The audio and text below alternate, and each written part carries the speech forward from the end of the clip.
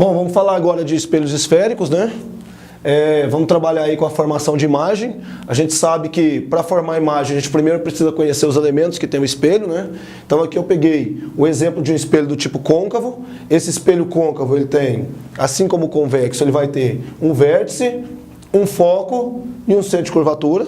Além disso, a gente vai ter um raio, que a gente vai chamar de raio de curvatura do espelho, e a gente também vai ter o que a gente chama de alfa, que é o nosso ângulo de abertura do espelho.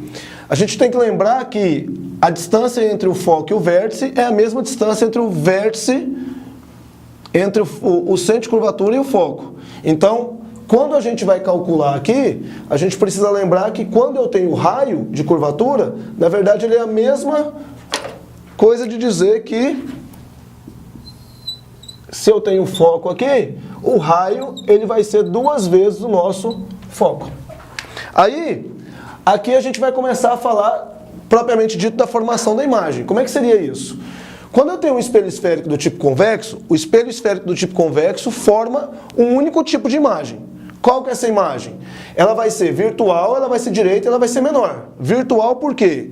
Quando eu faço os raios notáveis aqui, eu coloco aquele que todo raio de luz que entra paralelo ao eixo principal toca o espelho e é refletido de modo que o prolongamento dele passe pelo foco.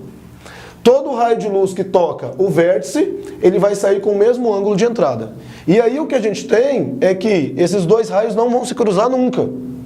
O que sobra pra gente é que o prolongamento do raio refletido desse raio luminoso aqui e o prolongamento desse que vai passar pelo foco vão se unir nesse ponto e vão formar a nossa imagem. Então, essa imagem, ela não é formada pelos próprios raios luminosos, ela é formada pelo prolongamento deles. Então, sempre que a imagem for formada pelo prolongamento dos raios luminosos, a gente vai ter uma imagem do tipo virtual.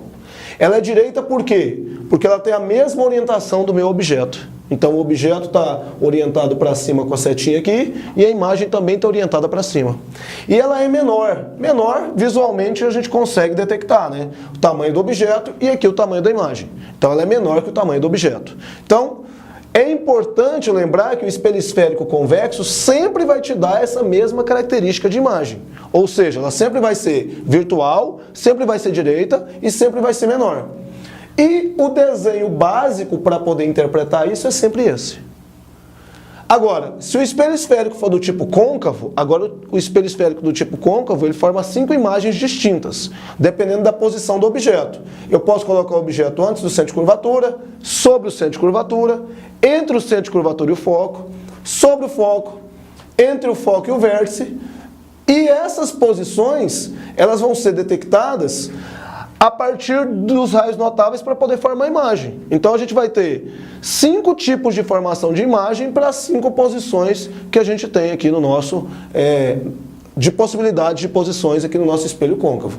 Eu escolhi fazer aqui uma do objeto antes do centro de curvatura. Então esse objeto antes do centro de curvatura, o raio que entra paralelo tem que passar pelo foco.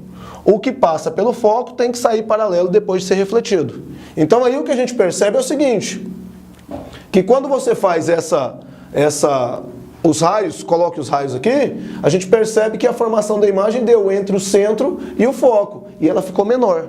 Então se a gente tivesse que caracterizar essa imagem, como que ela seria? Ela vai ser real, perceba, ela é real porque ela está sendo colocada à frente do espelho. E ela é formada pelos próprios raios luminosos.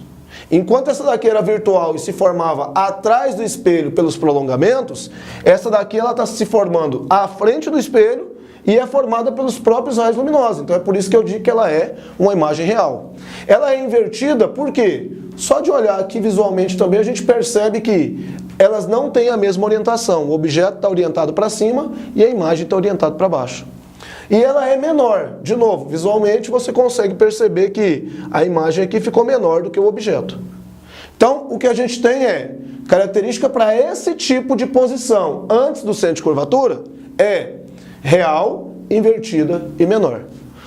Em sala a gente explicou e mostrou todas as outras posições. Então lá você tem sobre o centro de curvatura, entre o centro de curvatura e o foco, sobre o foco entre o foco e o vértice. Então você tem que dar uma olhadinha lá para ver todas as imagens formadas, para você ter certeza das características de cada uma delas.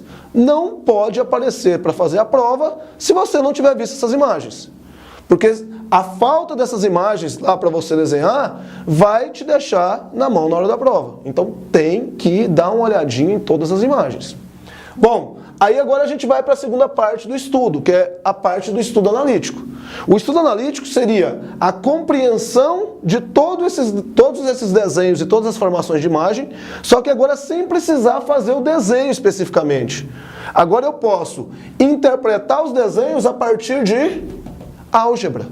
Ou seja, a partir dos valores numéricos apresentados pelo tamanho do objeto, tamanho da imagem, distância do objeto até o espelho, distância da imagem até o espelho, tamanho do foco do espelho, eu consigo, ao invés de desenhar, projetar como ficaria a imagem.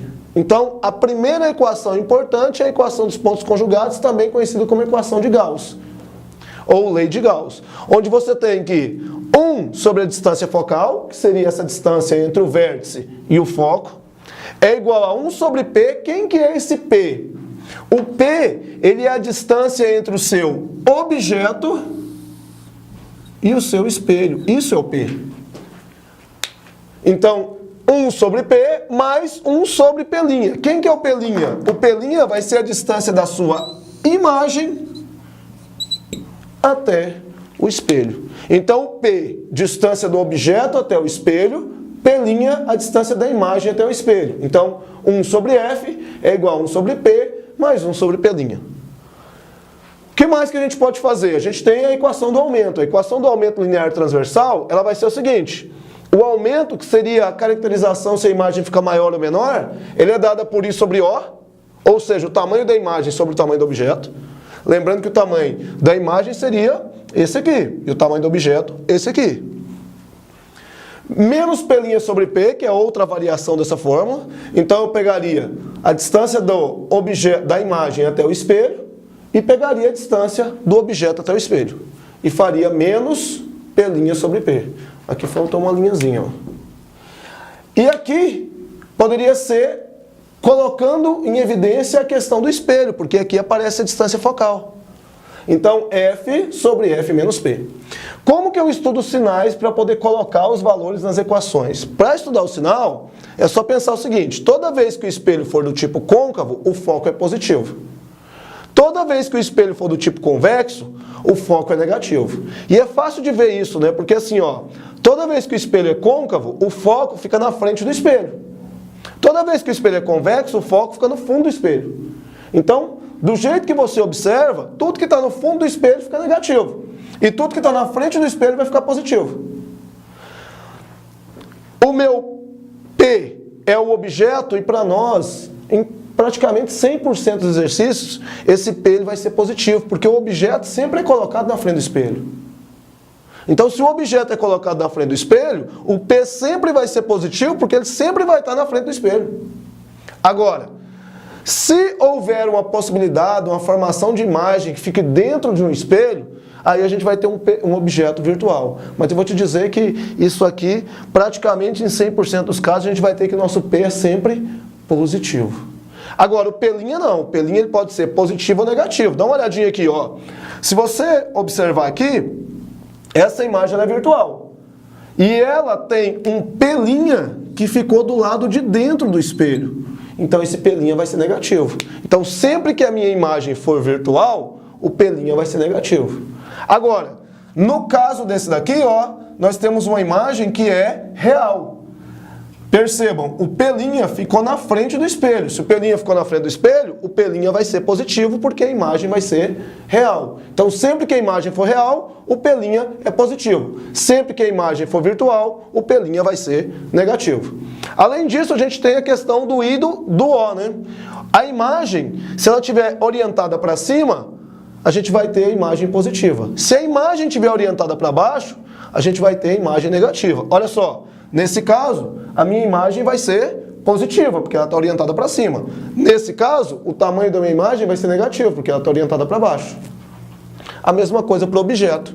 Só que, de novo, normalmente, o seu objeto, ele é um objeto que está sendo orientado para cima o tempo todo. Então, praticamente em todos os casos, o meu objeto vai ser com sinal positivo. Bom, no mais, o que você tem que fazer é se atentar para as fórmulas e lembrar que elas têm que estar todas na mesma unidade. Se o foco estiver em centímetros, o P e o P' tem que estar em centímetros. Se o I estiver em centímetros, o O também tem que estar em centímetros. Agora, se todo mundo estiver em metros, todo mundo que você vai colocar tem que estar em metros. Você não pode ficar misturando unidades. E no mais, é dar mais uma olhadinha nesses sinais aqui e construir as imagens. Vamos fazer um pouco de exercício? Questão número 5. Uma jovem, para fazer sua maquiagem, comprou um espelho esférico de Gauss. Ela observou que quando o seu rosto está a 30 centímetros do espelho, a sua imagem é direita e 3 vezes maior que o tamanho do rosto. Qual o tipo de espelho comprado pela jovem e o seu raio de curvatura? Bom, uma coisa importante aí que ele fala é que a imagem é direita. Se a imagem é direita, significa que esse espelho está conjugando uma imagem que é virtual, porque toda vez que ela é direita, ela é virtual, e 3 vezes maior, por isso ficou o A positivo. E aí, a pergunta dele é qual o raio de curvatura. Como eu tenho a distância do rosto até o espelho, que seria de 30 centímetros, eu posso pensar assim, ó, que o aumento linear transversal ele pode ser dado por F menos P. E aí, o A vale 3, o F eu não conheço, e o P vale 30, que é a distância do rosto até o espelho. Quando eu faço a multiplicação cruzada aqui, eu vou ter 3Fs menos 90 igual a F. Vou jogar para cá, vai ficar 3Fs menos F igual a 90. Então eu tenho que 2Fs é igual a 90, F igual a 45 centímetros. Vamos observar o seguinte, o foco foi positivo. Se o foco é positivo, então foco positivo, espelho esférico côncavo. E além disso, eu tenho que o valor desse foco é 45 centímetros. Se o foco é 45, o raio de curvatura do espelho é 2 vezes o foco. Então, o raio de curvatura do espelho vai ser 90 centímetros. Bem simples, bem direto, não tem que ficar procurando outra alternativa. O que a gente tem é simplesmente que saber as equações, principalmente do aumento. Porque nós temos 3 opções de equações do aumento. Então, escolher a equação correta te faz ganhar muito tempo na hora de resolver um exercício desse tipo.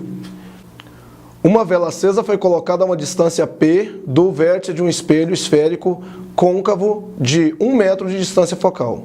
Verificou-se que o espelho projetava em uma parede uma imagem da chama dessa vela, ampliada 5 vezes.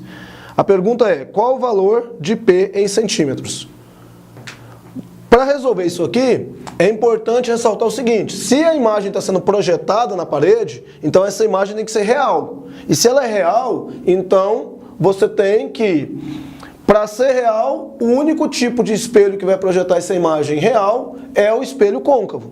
Então, se a gente for pensar em termos gerais, toda vez que ela é real, ela é invertida. Então, o aumento vai ser 5 vezes, mas vai ser negativo porque ela vai ficar contrária à orientação do objeto. Você tem um objeto orientado para cima e a imagem orientada para baixo. Então, nesse caso, eu tenho que usar o sinalzinho de menos apenas para poder dar essa conferência de que essa imagem está invertida com relação ao objeto. Então, aí, de novo, eu posso usar a equação do aumento. Aumento vai ser F menos P. Então, eu vou ter menos 5 igual ao F, que é 1.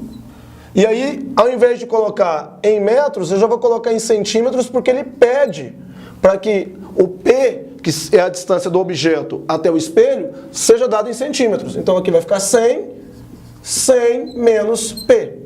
Multiplicando cruzado vai ficar menos 500 mais 5P igual a 100. 5P igual a 100 mais 500. 5P igual a 600. E aí eu chego que P vai ser 600 dividido por 5. Então aqui eu tenho 120 centímetros. Pessoal, é isso. Vocês têm que estudar um pouco mais, trabalhar com a lista, resolver todos os exercícios da lista. E já desejo a vocês, desde já, boa prova. Até mais.